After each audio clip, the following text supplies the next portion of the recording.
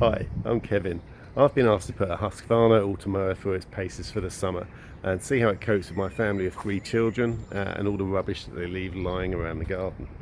I'm quite interested to see how it's going to cope with the trampoline, slide and all the other rubbish that they leave about, how it's going to get around the big tree stumps that we've got where we had some trees down a couple of years ago, and also how it's going to cope with cutting the grass when it's wet.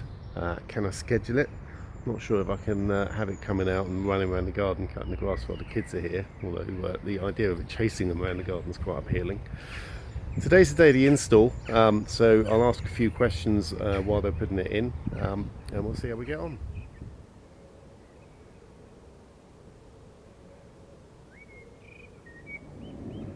So Louis the lawnmower got installed yesterday. Obviously, first thing you got to do, give him a name because he's now a member of the family. So we hit upon Louis. Quite really quick, easy install. Actually took about 2.5 hours to run the cable around the garden. Cable runs about 20 centimeters from the edge of the garden, and then he can then have an overhang of that so he knows where to stop, and then we'll cut right up to the edge for us on everything.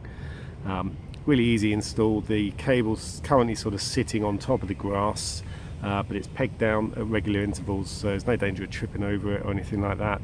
And over the next sort of 4-6 weeks, I'm told that that cable will then sort of draw down into the ground as the grass pulls it down and the roots grab it, and soon we won't even be able to see it. A couple of questions that I had around the operation and how he sort of works. Can he work in the rain? Well, yeah, he can. Apparently it's no different, no issue at all if it's wet or raining.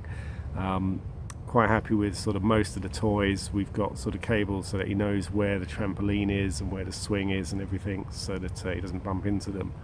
The only issue is probably around the football goal, because that's quite low. We're a bit concerned that he might sort of catch onto it and go up and get stuck on top. So I've taken that off the grass at the moment, and then at the weekend when I've got some time I'll put that back on the grass and we'll see how he gets on with it. So far so good.